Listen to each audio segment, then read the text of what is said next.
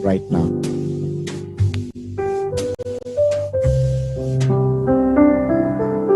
Good morning, good afternoon, good evening, distinguished participants.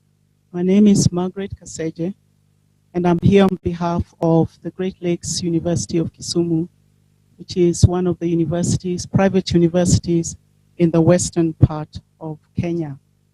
I'm going to be presenting a model which we used to engage universities and various stakeholders in looking at how we can collaborate and how we can influence policy, how we can come together and have a model that will guide decision making.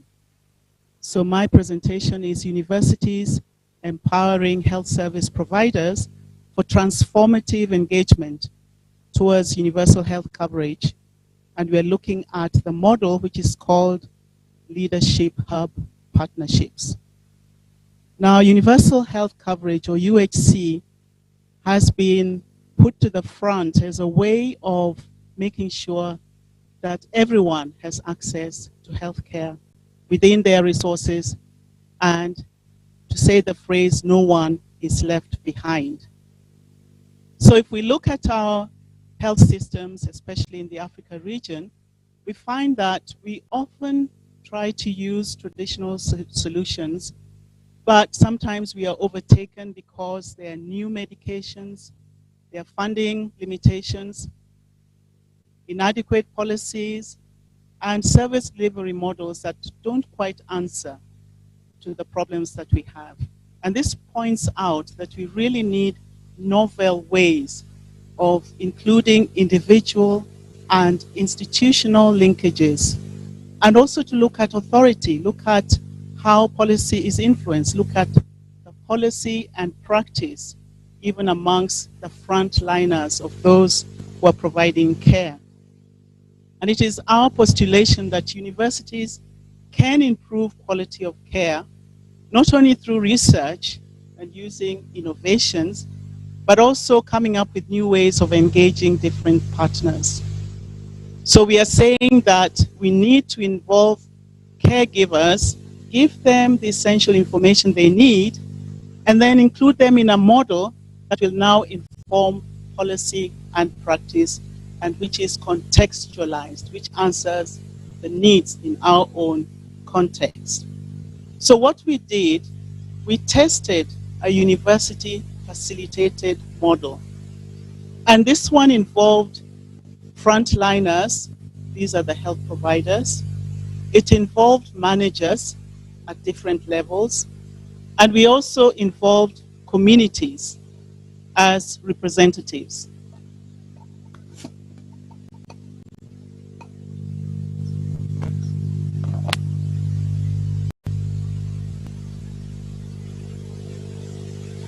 All right, just as they are trying to sort out the screen, we came up with different partners that were engaged in this process. And as I was saying, communities were part of that partnership, in recognition that communities at the end of the day are the ones who are affected. They're the ones who use the services that are being provided. And therefore, it's imperative that their voice is also heard in any deliberations that one is making, especially about their health care and how they can contribute to solutions. So in our model, we had 4 countries participating: Kenya, Uganda, South Africa, Jamaica, through the universities in these countries: Great Lakes University from Kenya, Makerere from Uganda, the Northwestern University from South Africa, and West Indies University in Jamaica.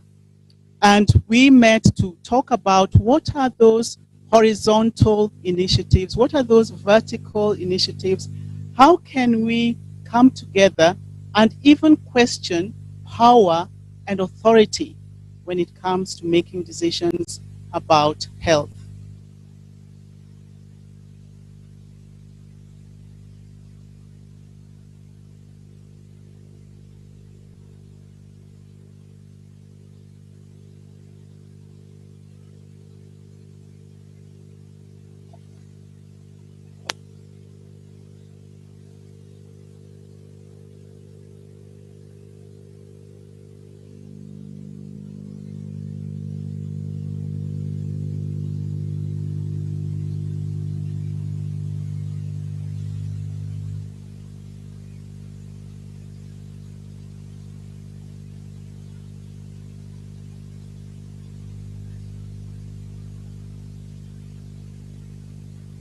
So the method that we used, our methodology, so to speak, we used the traditional way of doing research. And the traditional way of doing research is that you have to come up with a model. You have to design your research in terms of what research methods one is using, who is your focus audience, what are your research questions, and so on. We were using the traditional way of doing research. We used quasi-experimental study design, which means that we had a mixed method. We had focus group discussions for some of the information that we were trying to find out. We had information from communities, and we were bringing this information from the different sources and interacting with them, interrogating them to see whether they were collaborating, whether there were any contradictions, to help us come out with a conclusive information on how we should go forward in terms of bringing these different actors together.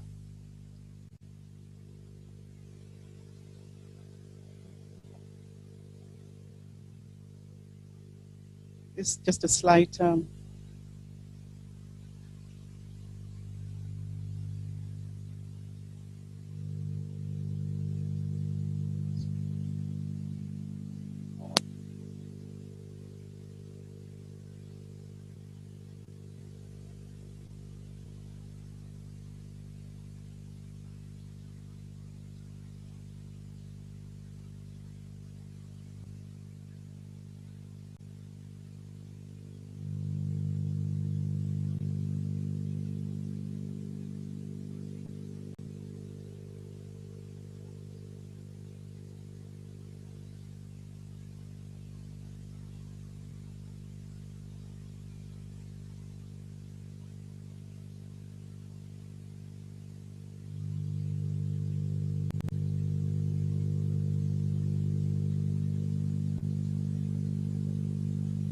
So my apologies, you may not be able to see the projections, but I will continue.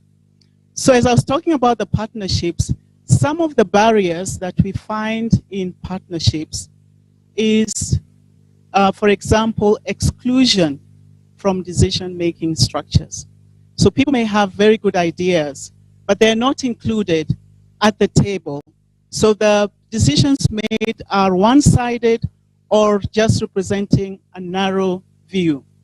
And also the way that we've been socialized, especially in our continent, is to take and implement orders. And this comes out very clearly, especially in the health sector, where orders need to be taken, because if they're not taken, procedures may go wrong, and it might even end up harming the recipient. But that alone has made it very difficult for others to veer away and make independent decisions that might even improve practice. There is also the issue of gender and professional differentials.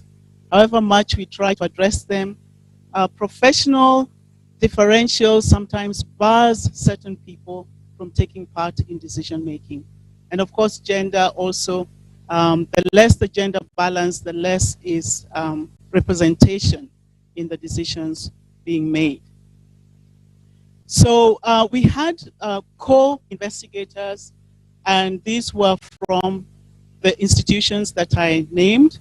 They were from the University of Ottawa, from the Great Lakes, from Aheri, and from South Africa. We had a total of 12 leadership hubs. The hubs were groupings, and we examined the experiences of the people in these groupings.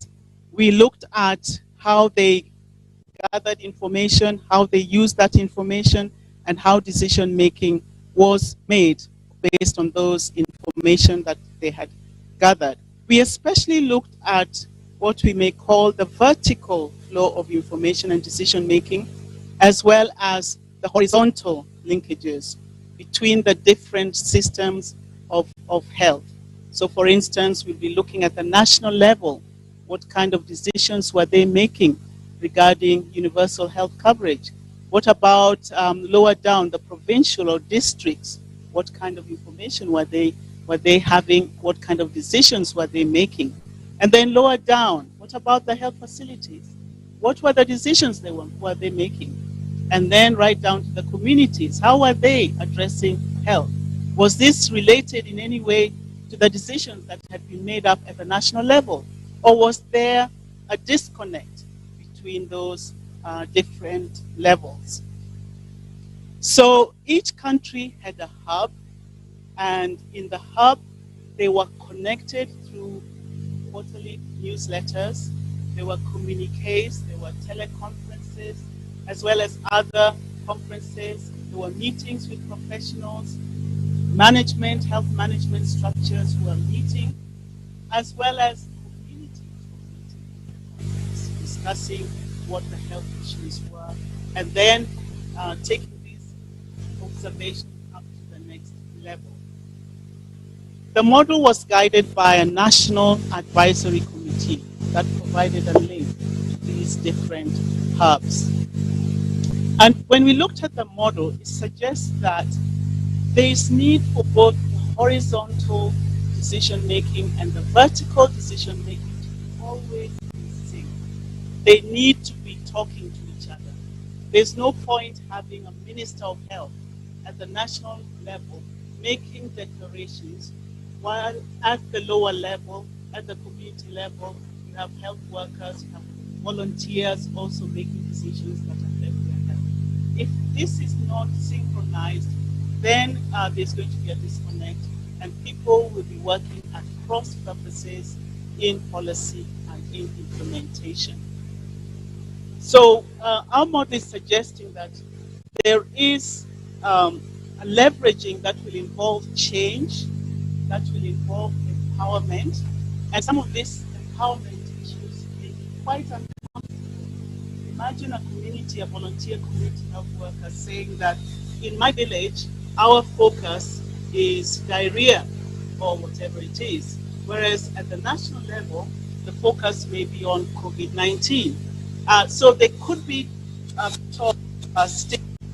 bit of disruption if there's no agreement on what is needed to be done. So there's the influence, there's the voice, there's the authority, there's the practice. And if those are not aligned, then you'll find that consumers at the end of the day would not benefit from any of the declarations that have been made. For instance, the Declaration of Universal Health Coverage. So we had researchers, frontline service providers, managers of these institutions, and as I said before, community representatives. And because they were interactive, there was constant information being shared, there was constant decisions being made at any one point in time, which means that if there should be a health crisis, then people are not caught unawares. While we were working at the country level, we were also in tune with the international level. So for instance, in the National Coordinating Committee, we had the International Health, we had WHO, we had UNICEF. We also had deans of the colleges. Deans in a university setting are very important because they guide the content of what students are getting. We had the Ministry of Health, and we also had non-governmental representations. In a way, NGOs are very key when it comes to implementation, because most often our governments require partners. We mentioned earlier that sometimes funding can be an issue. So we find that in the health sector, without some of these important partners, then some of the essential health services may not actually take place. And NGOs have played a very critical role in augmenting or supplementing what governments do. So basically the TOR was to meet regularly, talk, discuss, advise on priorities, make sure that whatever is being decided is relevant to the context. Develop your criteria for participants to engage, and then have networks to translate whatever is being discussed into policy and advocacy.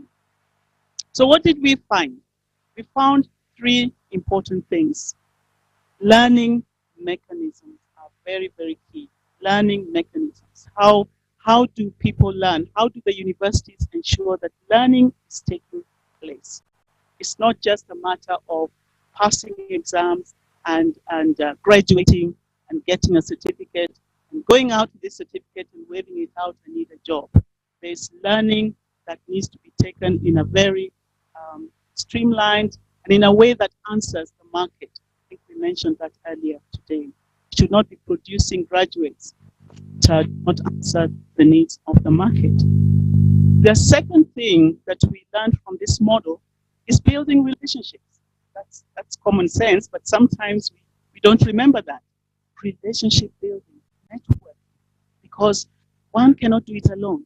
Individuals cannot do it alone. We are codependent with connections. We need joint actions. We need to have solidarity. We need to influence as a cohort, as a group. One person talking may not be listening. But a group, for instance, Aheri is a group. If it came out with a strong policy statement or a strong action plan, it would be listened to. Then the third thing that we learned was vantage positioning. One needs to position oneself in an area of influence. It's not good to just be in a corner where nobody hears your voice. So you need to know where is your greatest influence in wherever sphere you're operating in. So coming up with these three areas, we learned that those who participated in this model, certain things happened. And the magic words that were coming out was increased confidence, improved performance, reduced dependency, increased commitment to policy, improved practice. So there was a change. People who communicated, people who came together. Remember I said that we were universities, we were healthcare providers, we were community members. All these people noted an increase, a change in the way they operate. The health providers were more responsive to the clients. The community had a stronger voice to say what their issues were. The health policy at the higher level listened more to what was coming from the bottom to them. So there was a positive change in this model. So what we learned in any effort to change things, any effort to improve the lives of people, in any effort to engage universities and students, there needs to be the 3 pointers of looking at the learning mechanisms. How do we train our students? How do we get them out there? How do they engage with the market, with policies, with employers, and so on? What are our networks? How are we building that? How are we connecting? What joint actions can we take? And then positioning ourselves. How can we position ourselves knowing that some of these historical challenges are there, they're social, they're gender related, they're professional, hierarchy, power, relations. How do we overcome those? So with that, I hope that our model that looked at hub leadership model, developing a leadership using a hub and engaging universities across different countries and coming up with a model that can be used in any other setting to move policy agenda and come up with practical actions to improve life. Thank you very much. We can do better than that. A better round of applause. Next, I'll invite Professor Chacha once again to also give a paper presentation on the role of knowledge diplomacy in addressing gaps in regional quality assurance policy frameworks in supporting partnership for innovation. So Professor Chacha, if you may join me up on the stage. After that, we will have a virtual presentation from Mr. Bobo Chieng, and thereafter another paper presentation from Dr. John Obiero. So Dr. John, if you are okay, you can join me up on the stage as Professor Chacha continues with his presentation. Over to you, Professor Chacha. Thank you very much, Bwana Chairman. I am not the one who is meant to present. The gentleman, Professor Mike Kuria, works with me. He's the secretary, commission secretary, CEO of the Commission for University Education. I am the chairperson of that organization. When we were coming here, he was requested by the new situation in Kenya to remain behind because of a few things. Then he threw his presentation to my phone. I cannot open it. So I am very frustrated. But because this is an area which I cherish, I would like to share with you some of the discussions that went between me and him when he was preparing his presentation. The topic is the role of knowledge diplomacy in addressing gaps in regional quality assurance policy framework to support partnerships and innovation. I think it will be a story, and you better just listen, because this is more or less my story. Some of you already know that the current East African community was revitalized in the year 1999, and in the year 2000, they started revitalizing the institutions of the East African community, the one which existed earlier on. I mentioned that in my morning presentation. Then I was given the honor through competitive recruitment to serve as the executive secretary of the Inter-University Council for East Africa. That time, 2000, we had 3 members of the East African community: Kenya, Uganda, and Tanzania. And nostalgically, we were thinking that the arrangement that existed, where lawyers were of Dar es Salaam, engineers were trained in the University of Nairobi, doctors were trained in Makerere, etc., could be replicated in this arrangement. So we started an argument which brought on this question of diplomacy. Because then we had to engage the 3 governments that time to appreciate the fact that higher education in the region can be managed jointly by the 3 partner states. We had several meetings back and forth, and the major questions were, we have different education systems. Kenya was running an 844 system.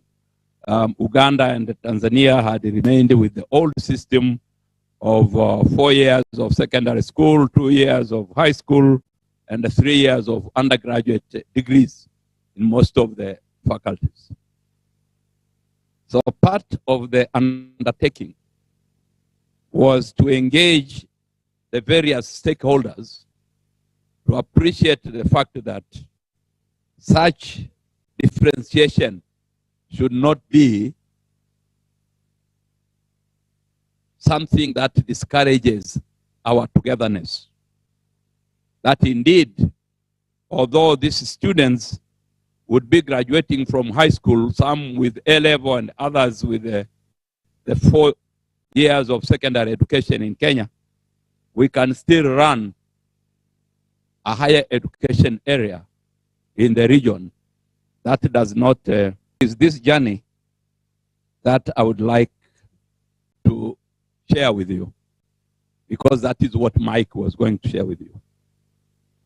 First of all, we should recap our mind to appreciate the fact that when the East African community was revived, they deliberately, that is the leadership, the summit, the council of ministers, and the leadership, including us now, who are hired to lead institutions of the community, to think about what is it that we were going to do differently from what has been done before, so that we avoid breaking down again. And I think the basic mantra was, this East African community will be people-centered. So that's the mission we have come here to discuss. People-centered.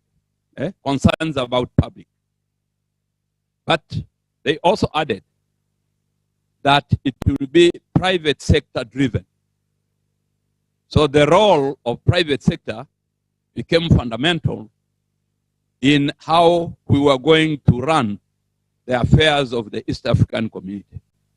And then we at the Inter-University Council for East Africa, being an institution of the community, we had now to fall in line and start asking ourselves, how do we create confidence among students, among parents, sponsors, and among prospective employers of these graduates who will be coming from the universities, in order for them to appreciate and acknowledge the fact that these universities, regardless of where they are, will be universities which are bringing out graduates whom they can trust. And I think that journey, we want to appreciate that it was highly supported by the Council of Ministers in the EAC, the Sectoral Committee on Education of the EAC, which brought together ministers responsible for higher education and PSS, etc., and ourselves and the EAC headquarters worked tirelessly. But we would not have succeeded without engaging other international partners. And it's again how this topic of Mike comes to bear. That without organizing ourselves in such a way that we worked in partnership with the international community, maybe our journey would have been more difficult. We would have reached there, but perhaps it would have taken longer. So I want to mention that in this journey, we worked with a number of partner states, partners, both here partner states, as well as international organizations from other parts of the world. I will specifically mention 3 of them. The Rockefeller supported the creation of a regional framework of leadership and governance in higher education. Some of you recall that prior to the time we engaged in this topic, vice chancellors and registrars, deputy vice chancellors, just used to be announced in the radio that so-and-so has been appointed. So the current practice that we have, where these people's jobs are advertised and the individuals apply, and then there is a process of recruitment. This process is not linear and uniform across the board, but it has similar characteristics. That indeed, individuals who have been groomed or who are growing to become deans, etc., have an opportunity to appear and compete for the leadership positions in universities. But more than anything else, to bring that question of the mantra of the EAC to bear, to bring that question of the mantra of the EAC to bear. By the time I was going to this job, the IUCA was an organization of public universities. So we made a proposal that in order for higher education to grow in uniform, addressing and being guided by similar standards, we must bring both private and the public universities under one roof as far as what they do and how they do it is concerned. And then in support of this arrangement, we had a very generous commitment by the German government. And the German government is very specific for East Africa, because the building where we are, as I mentioned to some of you, was also supported materially in creating it by the government of Germany. The government of Germany has an organization which is called DAAD, which some of you know. And working with the East African governments through the Inter-University Council for East Africa, we created a very powerful arrangement that is currently going on in universities, and many people have assumed that it existed. The question of the strong office of quality assurance. So without us running back and forth between Bonn, Germany, and the East African capitals, and of course Kampala, where IUCA was hosted, would not have managed to create this arrangement to ensure that universities in East Africa are doing their job, guided by some principles and standards. I don't know whether some of you have come across, but there are some publications that I signed, which are entitled Roadmap to Quality in the East African community. And it is through this arrangement that we had all the vice chancellors of East African universities, deputy vice chancellors, academic affairs, travel to Germany with me as the team leader to negotiate the support. In fact, my presentation was made to the German parliament. The support that the German government offered East Africans to initiate that arrangement that now has been a tradition in the universities in the region. We take the opportunity here to thank the DAD and the German government for that support. And the reason, I guess, why Mike Courier, professor, was given this topic is that among the initial 6 East African professors whom we trained in Germany to come and spearhead the establishment of this arrangement of quality assurance, Mike was there. That time he was a senior lecturer, I think, and a dean or a director at Daystar University. And we identified him together with other people, Tanzanians, Ugandans. I think I had taken 622 from each country, the initial 3.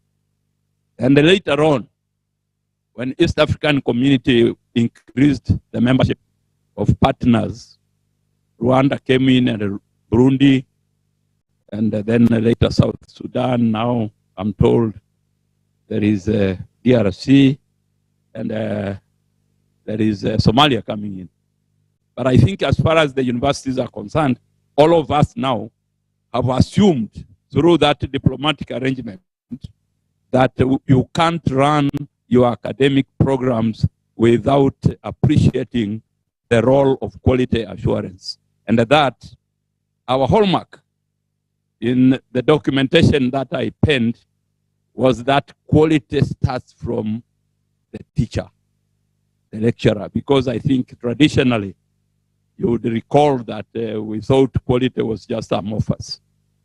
But if you don't have a quality lecturer who prepares a quality curriculum together and it's approved through a quality process all the way to Senate, etc., and if you don't have quality people teaching quality programs, then this question of supporting partnerships and innovation, because partnerships comes in terms of now internationalization.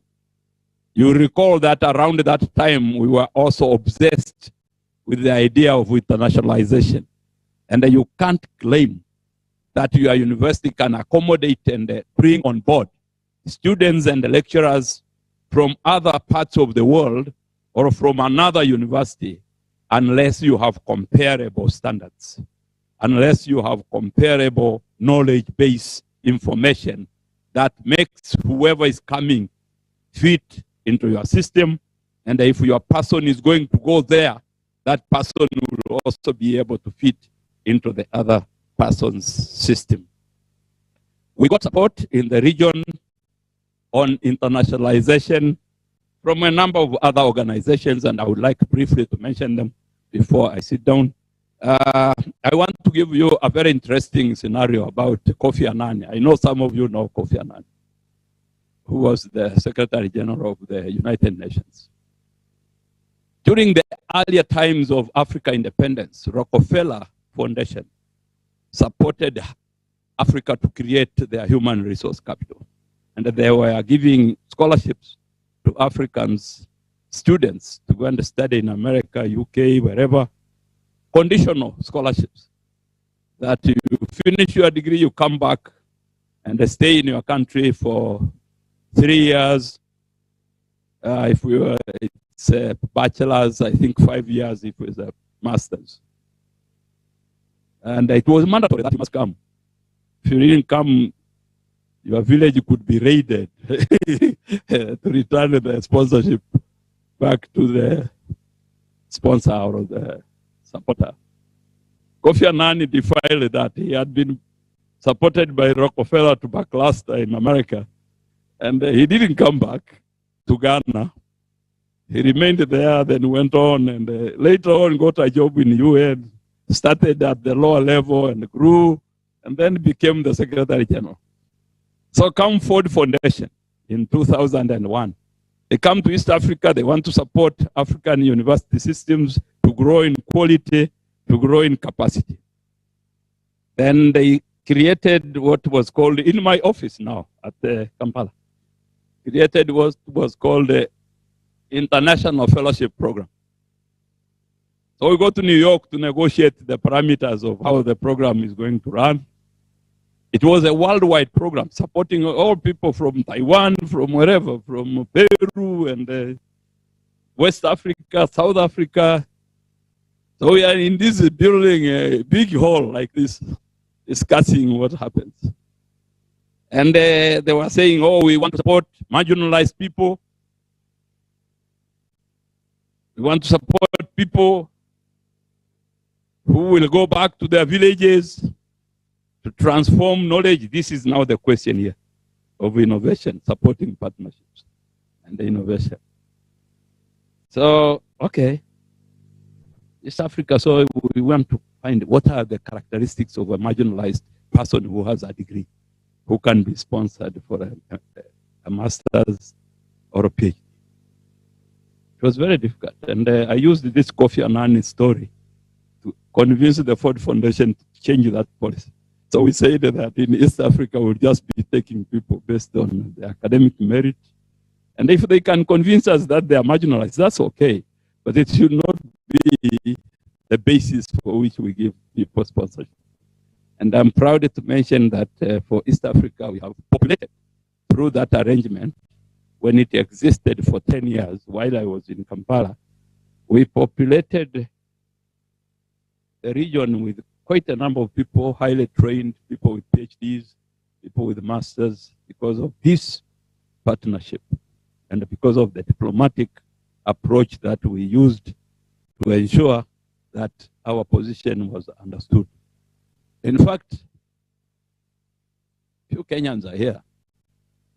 Among the PSs who were identified yesterday, there are 3 ex-IFP scholars whom I gave scholarship. And among the ministers who were appointed the other month or the other week, there are 2 individuals. So when I walk in Nairobi, I feel very happy. And I know that in Tanzania, there are professors, I remember some of them. In fact, there is a judge, 2 judges who benefited from that program. They went to UK for masters. They were lawyers from the University of Dar es Salaam. They went back to practice, and then they were appointed judges by either Kikwete or Magufuli. Meskia. So now diplomacy comes in. What we are talking about here, as far as Aheri is concerned, is that our engagement with the institutions and our engagement with the communities cannot be enforced unless we sharpen our skills of negotiation, our skills of diplomatic engagement, our skills of understanding what the other side is talking about or thinking about. So, what am I saying? I'm saying that if we were to engage in knowledge creation, it should not be knowledge creation for the sake of just creating knowledge.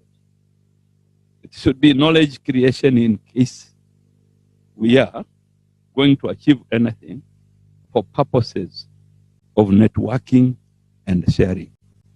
This diplomacy question or word here in this topic is meant to say that until the knowledge creation process understands the context within which that creation is undertaken, and the context of the purpose of where that creation will be used, then we are engaged in a futile engagement. We need, therefore, to look at the spectrum and say we have universities, we have other institutions of higher learning, we have people in there, both lecturers, support staff, and the students. They are all doing or undertaking learning process. So the question that learning process can be articulated must be anchored on the quality standards. And for us in Kenya, we at the Commission for University Education have actually established the standards against which we evaluate programs, against which we evaluate institutions. And one of the hallmark and concerns that we want to see in some of your programs is how you interface what is being taught with the outer world where people will be destined to go. Because when they are destined to go there, then those people where they will go, who will receive them, should be part and parcel of how you are conducting your business of knowledge creation, which is in this topic. Thank you very much, Bwana Moderator. Thank you, Professor Chacha. Next, you can feel free to sit with us up on the stage. Yes, please. Sorry about that. Atarudi too. I'm sure the audience will have questions later on. We'll have Dr. Ogone, and then Bobo Cheng is on standby online as well to talk to us about universal acceptance on the internet. The presentations will be interrelated, but you can go first, and then Bobo Cheng will come over. Bob, please stay put. We are coming to you shortly.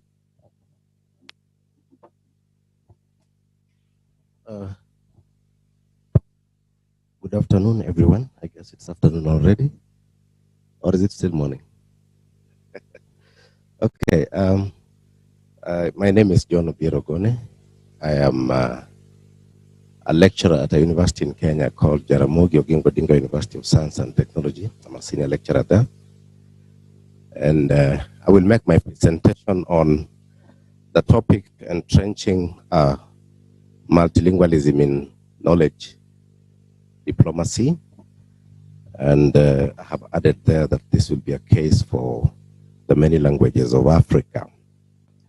But if you might allow me, I will take probably 1 minute just to share with you, following closely in the footsteps of Professor Chacha, a brief story of an experience that I had.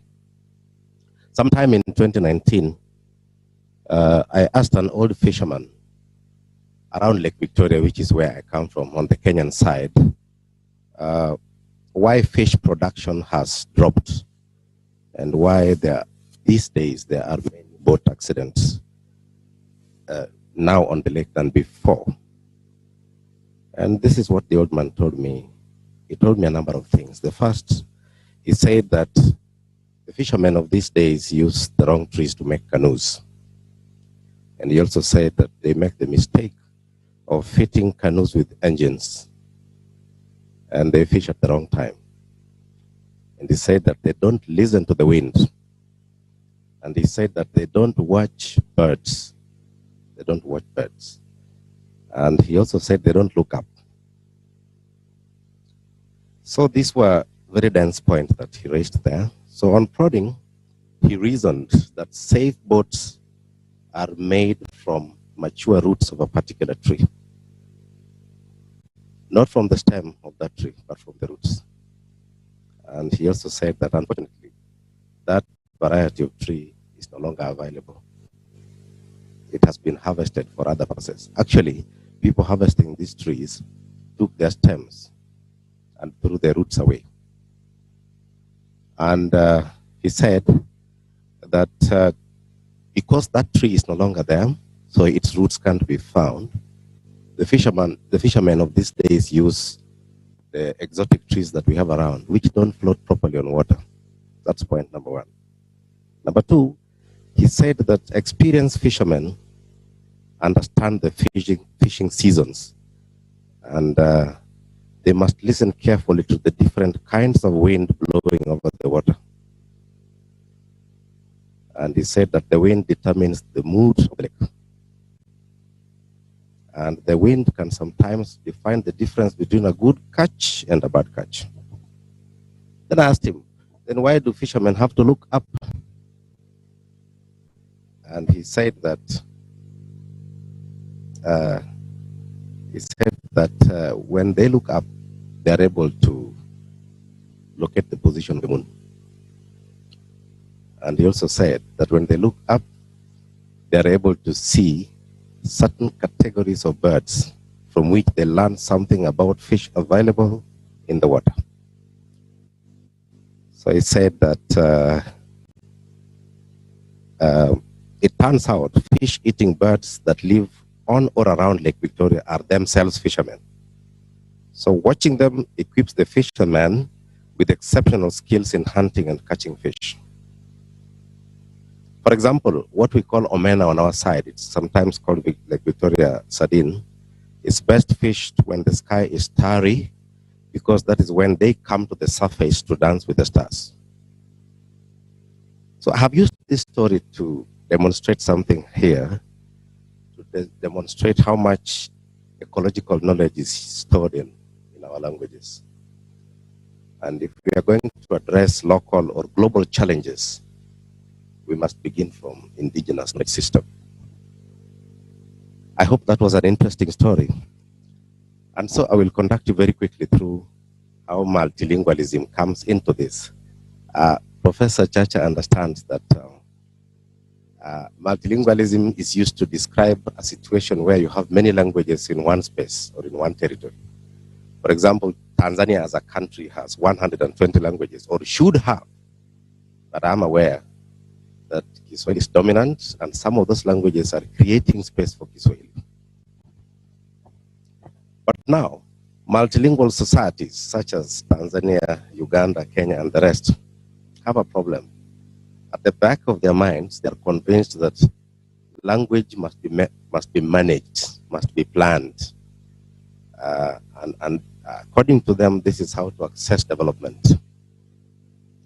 That if you are going to speak only one language as it happens in England, or as it happens in France, or Germany, or China, or elsewhere, then you will be able to develop. So these many languages of Tanzania or Kenya have to be seen as an inconvenience. And so we must only pick one or two of them. In Kenya, we have English and Kiswahili. And most of us here can attest to the fact that we speak to our children mainly in English or Kiswahili.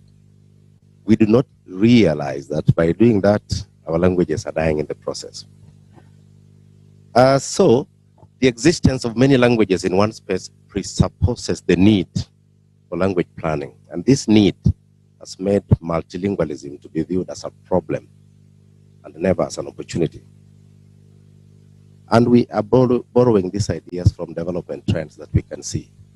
We are all aware in this room that the Germans learn in German as a language. The British learn in English. The Chinese learn in Chinese Mandarin. The Japanese learn in Japanese. It is only us, poor us, that have to learn in languages other than our mother tongues. And that's a big challenge. So the language question,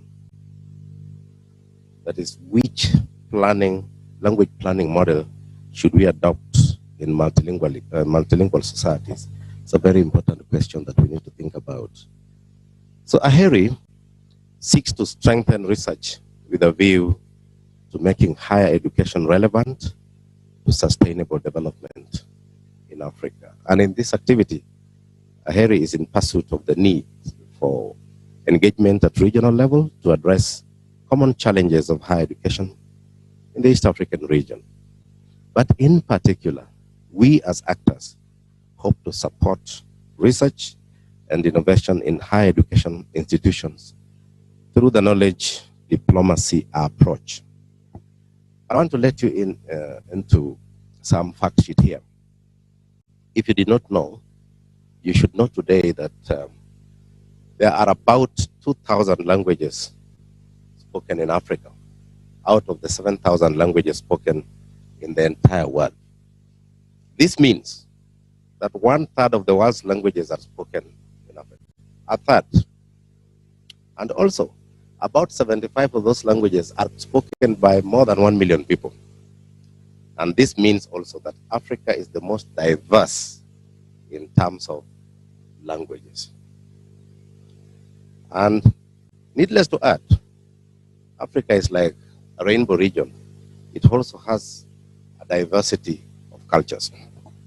And according to UN 2016, Africa hosts 1/4 of the global biodiversity, making it one of the most biodiverse regions on Earth.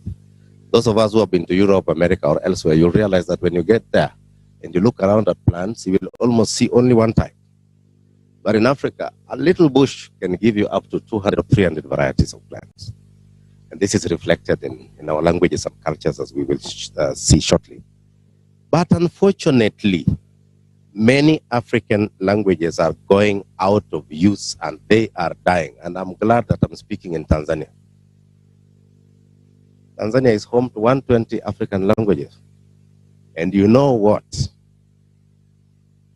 Just a few Tanzanians can speak their mother tongues. True or false? True. That means the indigenous languages that you were able to speak sometime in the past have been replaced by Kiswahili. Good enough, an African language, but those languages have been replaced by Kiswahili, and therein lies a very big problem. Now, these facts and figures have an implication for education. They have an implication for research and also innovation on the African continent. So let's look at education, research, innovation in the mode of knowledge diplomacy. And I want to begin by saying research, its agenda and the education that shapes them are epistemological issues that should be reflected upon, negotiated if possible, agreed upon, and then upscaled if they are found to be good enough. But here I want to raise a few questions that could guide our thoughts. First, if the universal principle of the scientific endeavor that is research is to get at truth, we have to ask ourselves as researchers, then what truth do we base our knowledge on? Let's just agree here that truth can never be universal. There are many truths. So which truth are we going after? Question one. The second is the fact that there are many languages alone is evidence that there are many knowledges. And these many knowledges are also in many forms which are produced by language communities. But how do these knowledges find their way onto the table where knowledge is discussed before we even come to the question of knowledge diplomacy? How many knowledges do we have on the negotiating table? Question 3, where do local indigenous knowledges go? And in what forum are they discussed? Where are they validated? Where are they evaluated? Where are they authenticated? And where are they applied? Finally, to what extent are these knowledges applied in solving local, national, or even regional problems? And here I have an interesting example. Sometime in 2007, I was on Fangano Island, one of the islands of Lake Victoria. I had been sent there as a researcher to collect data for someone else, who I think up to now was afraid of going into the island. And while there, I found a white guy who had lost his camera. This man was in love with birds, so he came bird watching and making a documentary from his camera. But the same day I arrived, he was very frustrated. He had lost his camera. He was so desperate, he had collected a wide variety of birds. And this man was so, he felt like the world had abandoned him. But someone gave him an interesting idea, as I came to learn after some time, that there was a magician around. You know, he had reported this matter to the police. Nothing was coming. And so he was referred to a magician. And of course, after debating with himself, he decided to give it a try. So the magician promised him that he would have his camera in 3 days after administering some charm in public. And interestingly, in 3 days, he got his camera back. Okay? Now, your guess is as good as mine, yeah? You don't know what happened, yeah? If even this guy went, he was very happy to get his camera and he left the following day. He couldn't stay on the island longer. But I guess that he still wonders today, under what circumstances did he get his camera back? But he indeed got his camera back. So your guess is as good as mine, okay? So this is why I'm saying that we need to know how knowledge can be applied to help us solve problems around us. Now, how does language fit in the knowledge diplomacy matrix? First and foremost, we need to understand that knowledge is stored in language. So when language becomes obsolete, one thing you have to know is that large amounts of knowledge also become obsolete with it. But knowledge is also transmitted through language. It might be in written or spoken form. And also remember that essential knowledge is transmitted across generations through language. So if there is a break in that transmission, there is a knowledge gap. So if you can't speak your mother tongue to your child, there is something that is contained in that mother tongue that will remain inaccessible to your child. And language also influences how we know what we know. This is why different languages represent reality differently. And this is why you can never have a perfect translation between one language and another. Languages have their own ways of ideation or keeping shades of meaning. So any research, I lost that page. Okay. Any research or any search of knowledge must begin with something called foreconception, which is formed beforehand. And this foreconception takes place in your mind. And it doesn't take place in terms of figures or shapes. It will take place in form of a language. In other words, our thoughts take shape through language. If you find yourself in a situation where you are struggling to speak a language, or you are struggling to write in a language, forget it. You cannot think in that language. Okay? So if you are a Kenyan here who has difficulty speaking Kiswahili, you cannot form your research problems in Kiswahili. I don't know if we are together there. If you are glad to be Tanzanian and you speak Kiswahili very well and you think in it very well and you could write in it very well, but you realize that you are kind of challenged in English, then English is not the right language to try to think, because it will take you nowhere. Because the kind of thinking that will assist you in formulating research problems is a higher level thinking. It needs mental faculties that are inborn, and they're difficult to achieve by learning in school. If possible, sit under a tree, reflect on a problem in your mother tongue and try to translate. Then you'll be headed somewhere. So, if we are going to entrench collaboration, reciprocity, or even mutuality in education, research and innovation, we must bring all languages or language issues to the table. And I want us to refer briefly, as I draw towards the end, that there's a connection between multilingualism, biodiversity, and cultural diversity. And I begin here by saying that of concern to scientists is the fact that the world is becoming less biologically, culturally, or even linguistically diverse. Those of us who are here in this room already realize that even music is beginning to sound the same, isn't it? People almost want to dress the same way.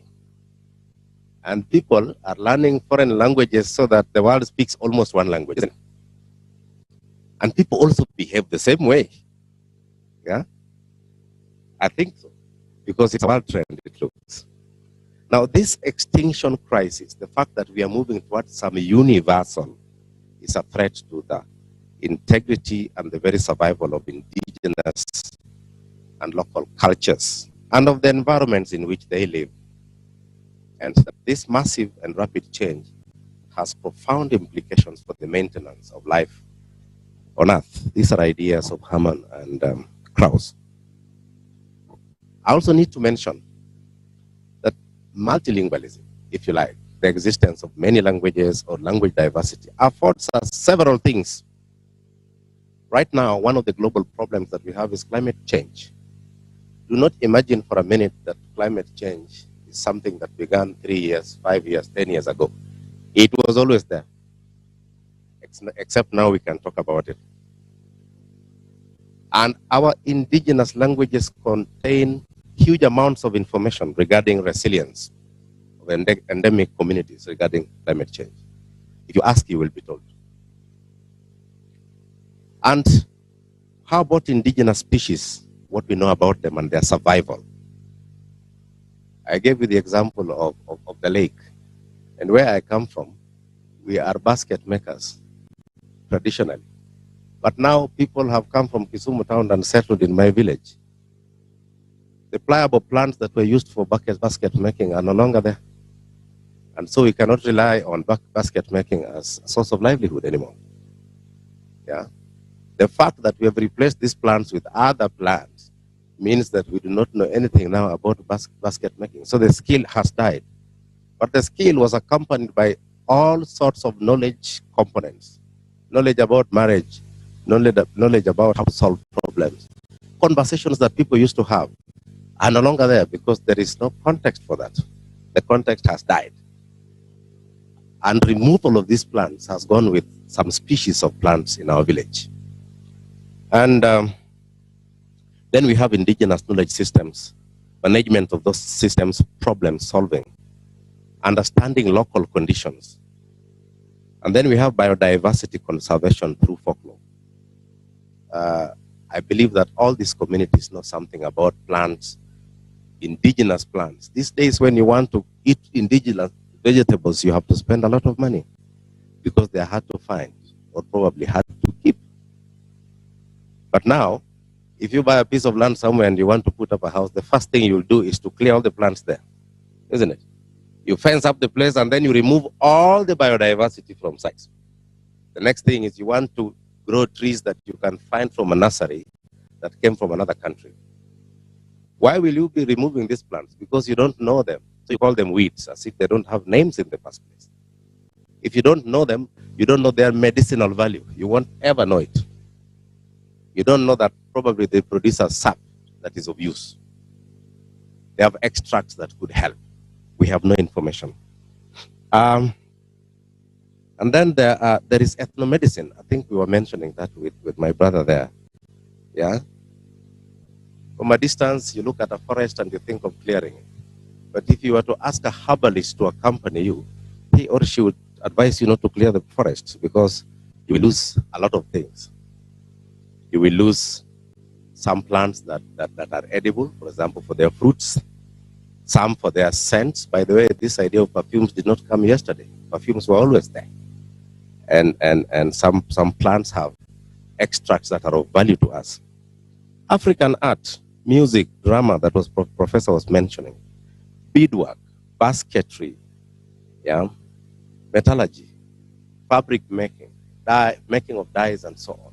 All this information is stored in our languages. If a language dies, all these details go, just like that. And we also have mathematical knowledge, by the way. Like from where I come, basket making, when you make baskets, you have to turn or twirl the pliable plants a number of times before you create a pattern. That means that there was always this knowledge to count. And people knew patterns long ago. In making huts, the fact that you'll have this sharp-pointed point at the top of a roof means that you have knowledge of dimensions and architecture and design. All this information will be erased the moment our languages die. And astronomy. There are people who know how to read the weather, not just by looking at the sky, but looking at what variety of animals are around.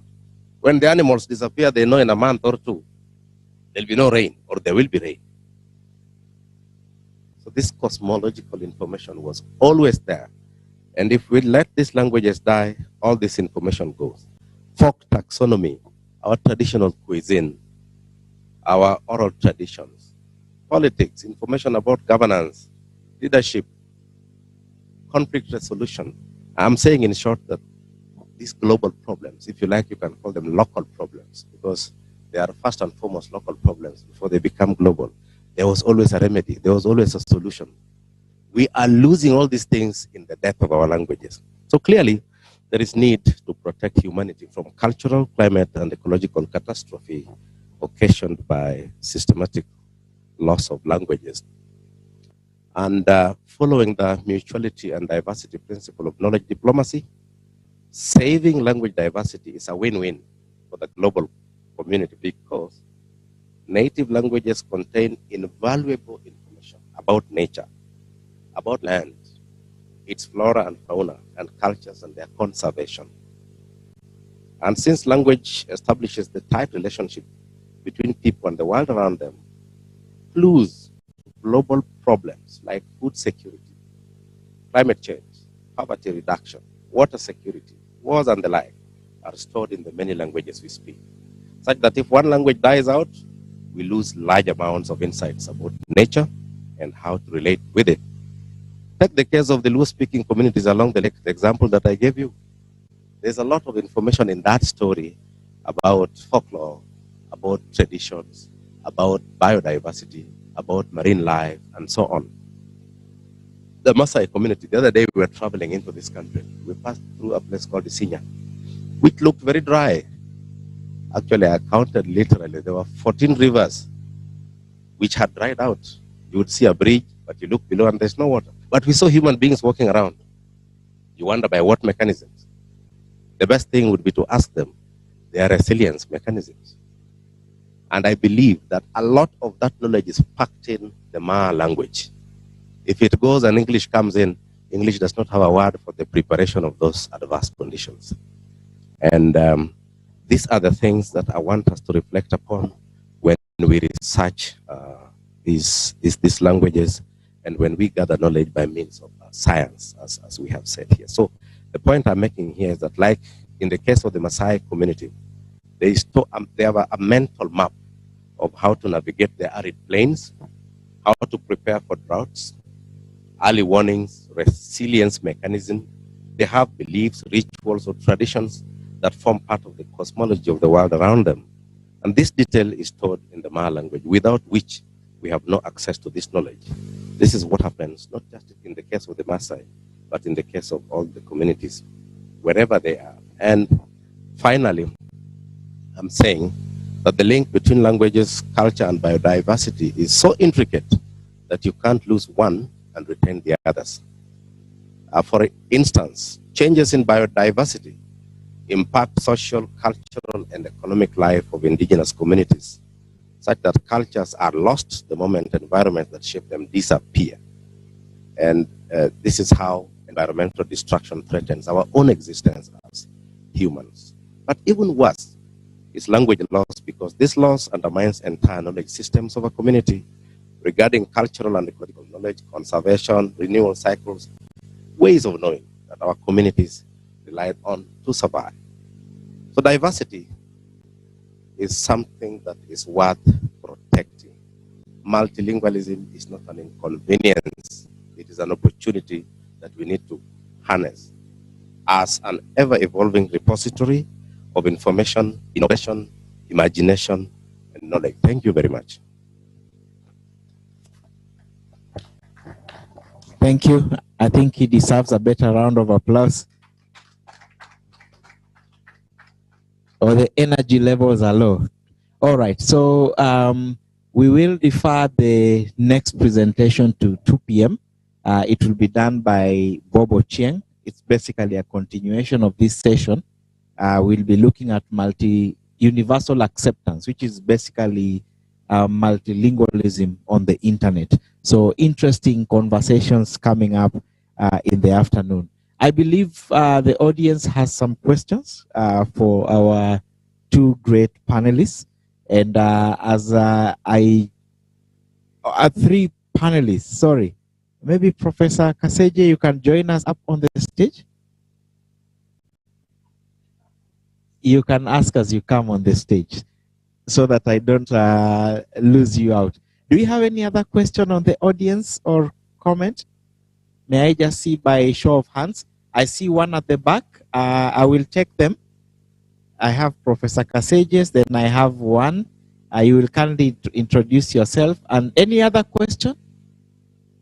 So that we take this and then we have final remarks from the panel. All right.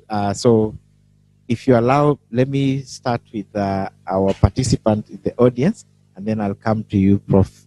Kaseje. Please introduce yourself, and then you can direct your question.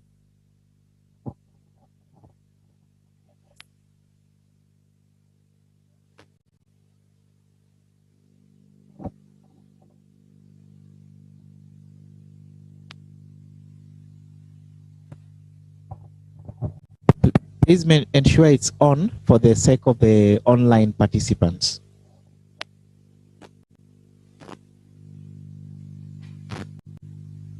Okay.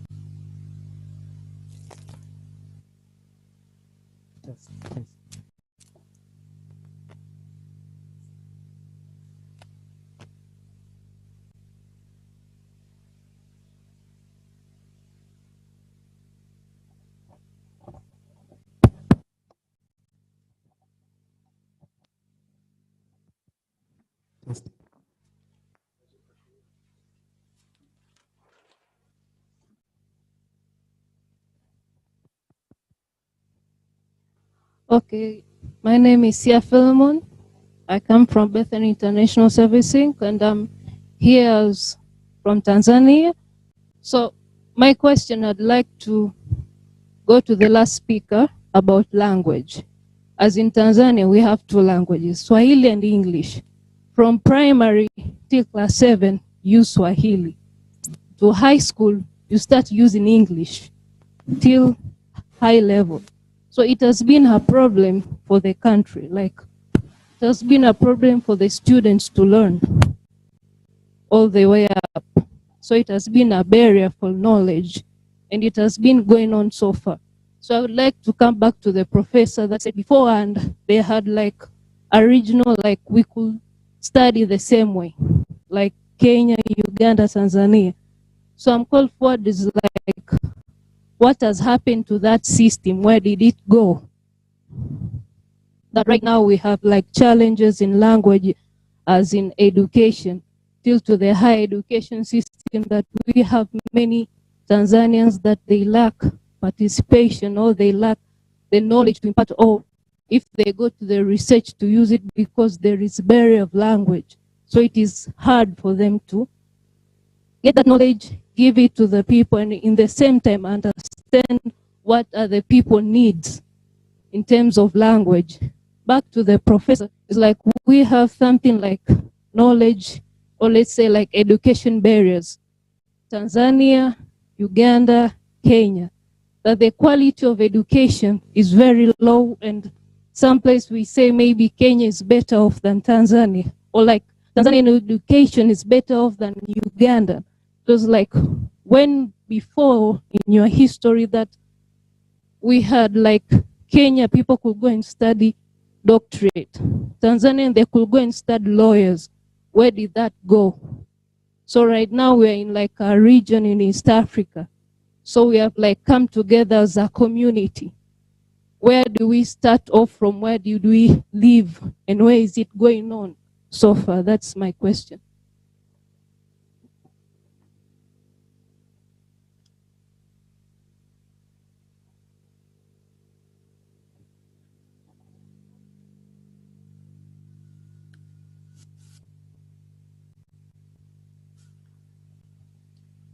My question is to Dr. Ogone. My proposition is that many languages, yes, they exist. And it's not a bad thing that language evolves, because that's the nature of humanity. So if languages that were spoken some time back have evolved and there are new terms and terminologies, that's not a disaster. And when we look at the area of science, right now I'm involved with some students in a university in Israel, where we are looking at Kiswahili translations of scientific terms. And for some terms, we don't have the Kiswahili word, like genome, or mRNA, or DNA. You know, we use the English abbreviations.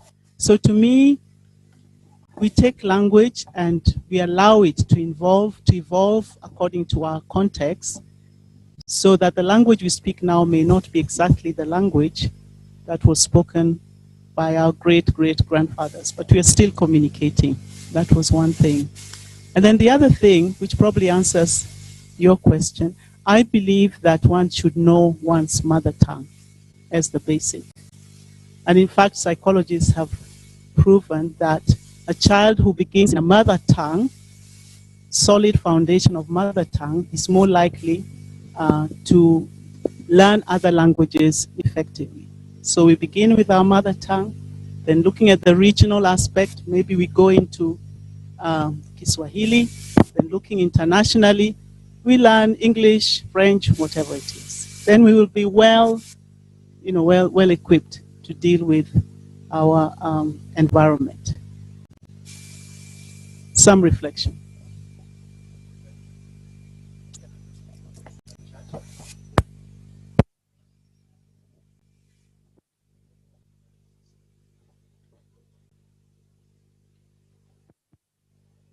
I think the regional system is still there. We don't have to have a mastery of the languages used in education at the same level by students in order for them to share the knowledge through the regional arrangement. So we still have, at the university level, for example, a very rigorous exchange systems of students moving from one country to another. They are not discriminated because you have done Bachelor of Science in Biology in Tanzania. You go to do Masters in Nairobi University or Makerere and somebody says, oh, you are Tanzanian and you don't know English. No. I think language, and the linguists who are here will understand what I'm saying, that many people think language is knowledge. Language is just a facilitator of the capacity to express your skills and knowledge. And any language can do that, including our mother tongue. And I want to give you an example of how, because of the nature of the world, we have been assumed in the continent, for example, not to be very knowledgeable, not to be intelligent sometimes. This is because of language. One Mzungu who has been brought up in an English environment is perhaps a Briton or an American, maybe having a master's or a PhD, comes to a village in Tanzania or Kenya, studies things we know, indigenous knowledge, studies these things which my friend here was describing. He goes back, he writes a PhD thesis if he was doing masters. If he wasn't, he writes papers and books. Then we admire them. They even write, there's one Norwegian who wrote about cattle rustling among the Kuria of East Africa. Lakini cattle rustling, mimi najua, mimi ni Mkuria. I have been brought up in that culture of cattle rustling. But when you read that book, it sounds well researched, well grounded. And you know the reason is because a Mkuria man who could have written about how the art of cattle rustling is acquired and how that practice is, I think, undertaken by the youth, does not have an iota command of English language. But assuming that we had allowed that Kuria man to go through an education system where Kikuria is used from nursery all the way to PhD, then this Kuria man would just be pontificating and writing and propagating knowledge on cattle rustling very well, and everybody will be clapping. So language is power. When you don't have a mastery of the language, then some people might mistake you to be stupid, to be ignorant. But that is not true. There is a difference between the knowledge and the skills that we know, including the indigenous skills, and the language. Because language is a tool to express what we know. So the world is like this. There is absolutely no justifiable reason why we can't learn many languages. Because we linguists have proven through studies that a human being has the capacity to acquire beyond the mother tongue many more languages, depending on the circumstances and the context within which you operate. So, how come these countries which were even poorer than us, like Korea, Taiwan, even China, in terms of the level of development, how come, because they use their mother tongues, they are able to quickly transform their economies, and you find now so much that the world is consuming from Korea. But if you go to Korea, they are using Korean language right from the early education. What they have gathered from the Western world is that there are certain international languages which are more powerful, including English. So in some countries in Europe, Sweden, Norway, Finland, Germany, Denmark, wherever, it's mandatory that you can't finish high school unless, besides the Dutch language in Germany, you also know English.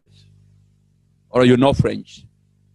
And this is for purposes of allowing these skills to be transferred from one person to another, from one country to another, and you to be able to participate. You know, Mjerumani akija hapa, he will stand here and give his speech in English.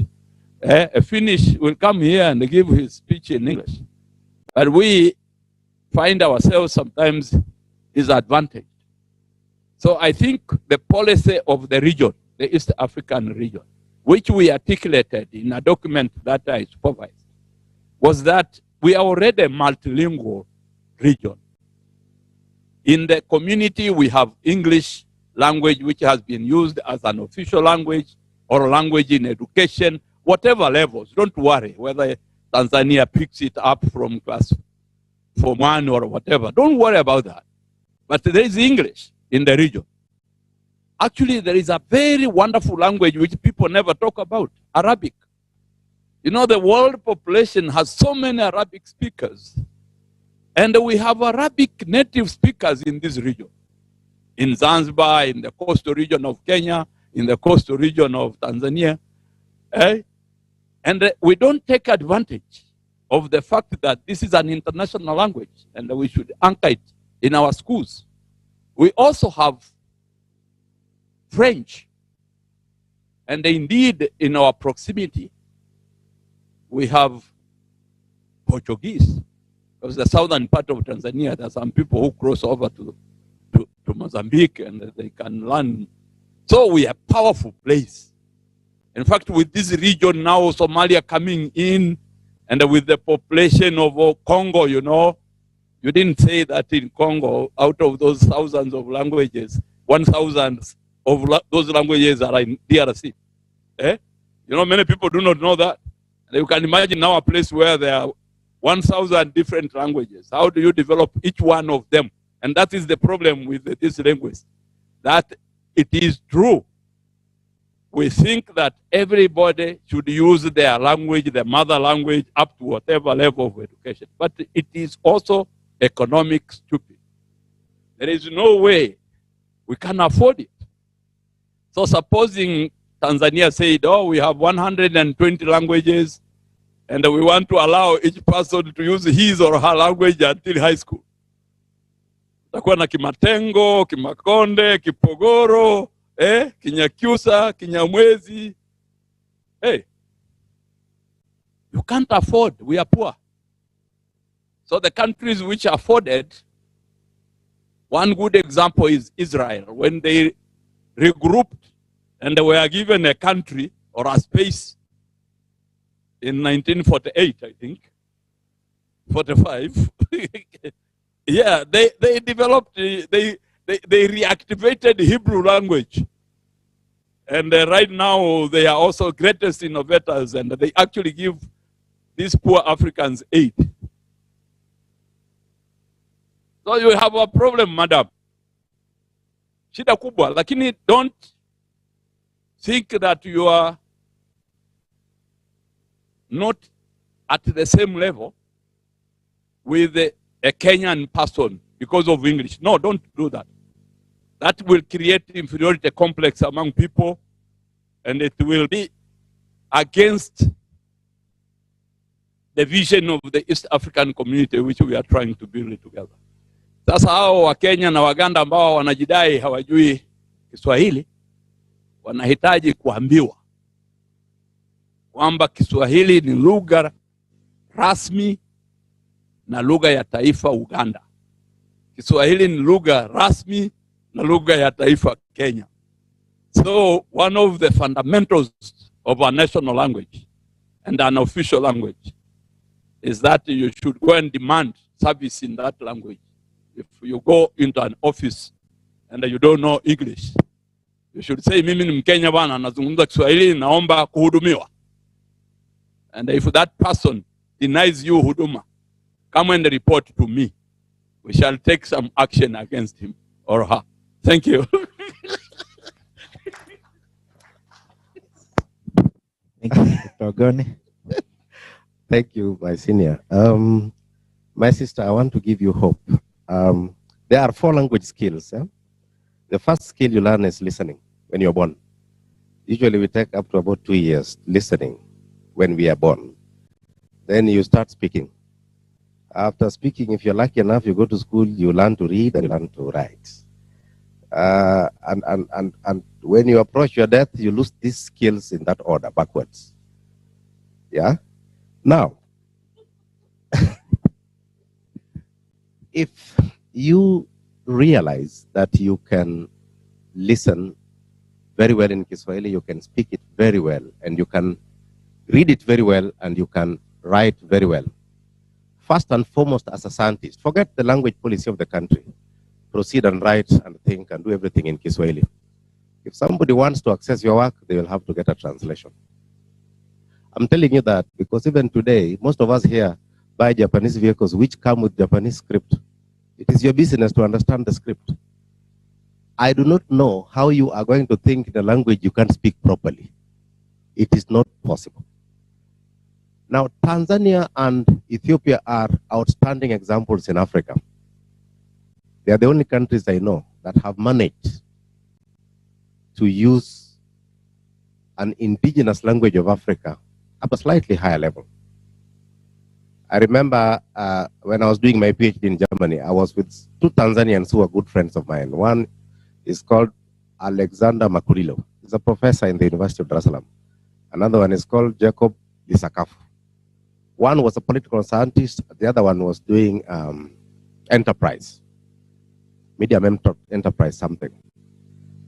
Each time we had discussions about their research problems, and they would come to my room or I would go to their rooms and we try to have a discussion. I realized that when you allow a Tanzanian to explain their research problem in Kiswahili, you will be mesmerized at how much detail you will receive. But when now they tried to explain the same problem in English, I realized there was a problem. I do not want Tanzanians to think that if there is some limited knowledge in English, then it's a barrier. It is not a barrier. Knowledge exists in all languages. And your knowledge of Kiswahili is so good that in the eastern part of Africa, even in southern Africa, I heard Malema saying the other day, that why can't we use language as, Kiswahili as a regional language of Africa?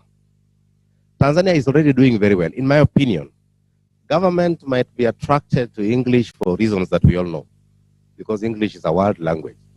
But I believe that your knowledge and the use and proficiency of Kiswahili is at such a high level that you can do anything you want with Kiswahili in terms of scholarship, without worrying about government policy. Do your publication in Kiswahili perfectly. Whoever wants to access that publication, I think that is now their problem. Because we are talking about thinking and writing here. How can you think and write in a language that you can't use properly? It's like a punishment. Actually, it's going to be a barrier to your mind. Quickly, there was an experiment in Nigeria between 1969 and 1976. It was conducted at the Ile-Ife University. That experiment did something that I want us to reflect upon. They had pupils from class 1 up to 6. One wing was allowed to study in their mother tongue, all subjects in their mother tongue, and that mother tongue was Yoruba. The other wing was allowed to study in English. All right? Same subjects. One group is taught mother tongue, the other group is, one group is taught in mother tongue, the other group is taught in English. When a common exam came, an exam which was translated between English and Yoruba, do you know which class am I the top? The one that learned in mother tongue. Yes, because English, which is a foreign language in many parts of Africa, is a problem. When you are asked a mathematical question, it's like you've been asked two questions. At one level, you still have to interpret this question in your mother tongue, think in your mother tongue, then get it back to English, then write the answer. Even if the principle is very simple. Someone is telling you permutations, calculi, loci, longitudes and latitudes, they're actually complicating your life for nothing. If they could let you get these terms in Kiswahili, I'm sure you'd be faster in getting the answers. Don't you think so? Imagine if you were to learn geography in Kiswahili all through up to university. And if there were terms, wouldn't you just be fine? A human being should be allowed to study in a language they dream in, isn't it? Yes. Sometimes I think Japan is ahead because they use Japanese. And I think German is ahead because they use German. Can you imagine you are told to write a composition, not in English, but to write a composition in Kiswahili? Wouldn't you be happy? So it is upon us to determine the future of our communities. If it is not possible now, let us begin to work towards it. The other point was raised by my senior professor. Professor, let me just reflect on your question quickly. Yes, Professor Kaseje, you said that we must accept languages evolve. That I accept, and that is something we all understand. And you said that there could be a challenge if you are going to get scientific terms which you have to translate. So it is better to absorb the terms the way they are and move on with life. Now, I don't think there's any problem there. The only challenge is this thing that causes you to need a translation. Yeah? You know something, but someone is telling you to use a certain term.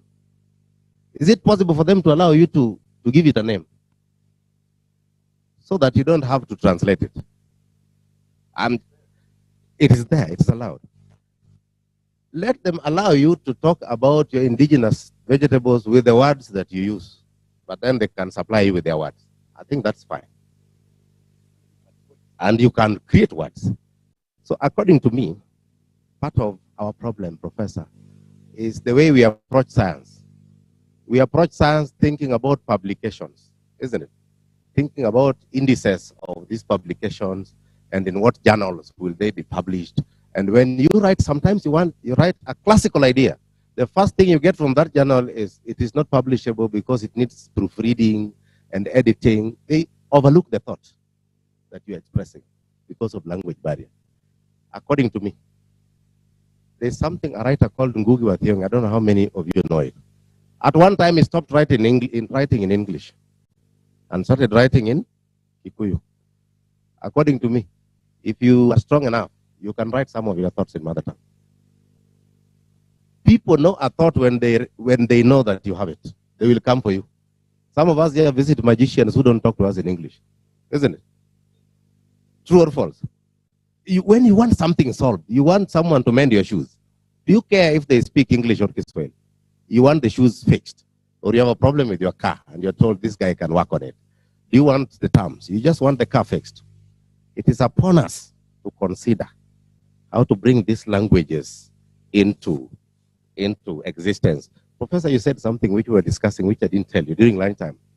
Professor said that STEM, science, technology, and mathematics, yeah? He said that since independence, African countries have spent a lot of time funding STEM at the expense of social sciences and humanities. All the funds that are ready is for science students. But we are yet to see scientific innovations coming from Africa. Can't we now also spare some money, not all of it, just a little, towards sports, towards language, towards music? Musicians are making it. We have Akina Mbosto here, Akina Asley here, without a care of studying music.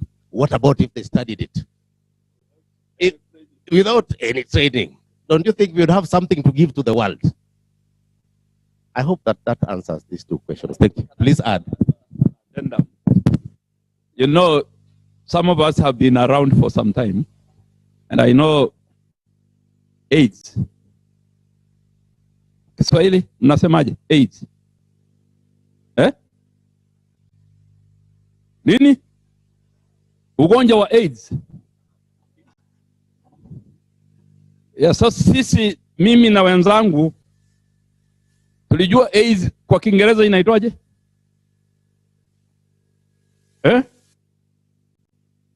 Acquired syndrome. So sisi tulikaa pale VOK wakati huo nilikuwa mwenyekiti wa ukumbi wa Kiswahili. Tukajadili baada ya saa moja, tukasema huu ni upungufu wa kinga mwilini, ukimwi. Sasa watu wanazungumza tu ukimwi. Hata runinga hizi zote tulianzisha. Kwa hivyo lugha ya Kiswahili dada ni lugha ngumu, but let me give you a confession so that you don't deny yourself the right to prosper. in the whole world. I was the first person to write a master's thesis in Kiswahili kutoka ukurasa wa kwanza mpaka wa mwisho na kurasa zaidi ya 300.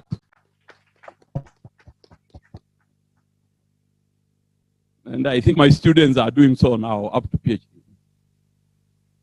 So Kiswahili is not a simple language, it's not a stupid language. Wacha niwaambie Kiswahili vile kilivyo kitamu, liwalo liwe la kuwa ndilo litakalo kuwa. Translate. Liwalo lile la kuwa ndilo litakalo kuwa.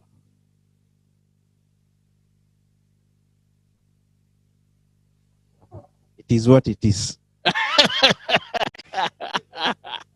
Let it be what must be, for that is what will be.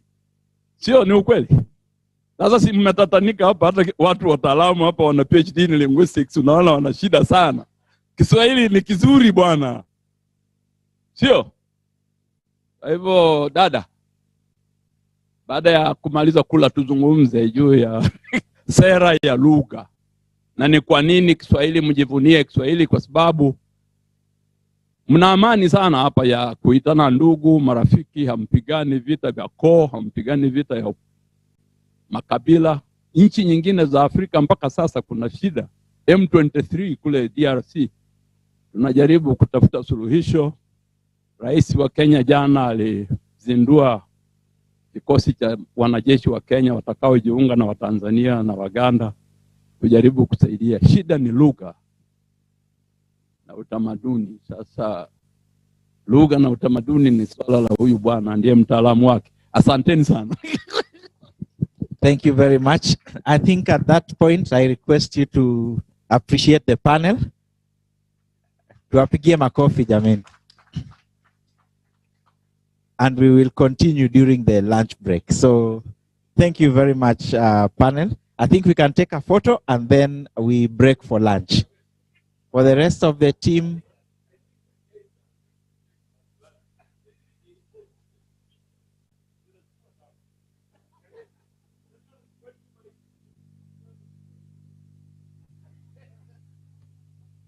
please let's be back by 2:15 p.m.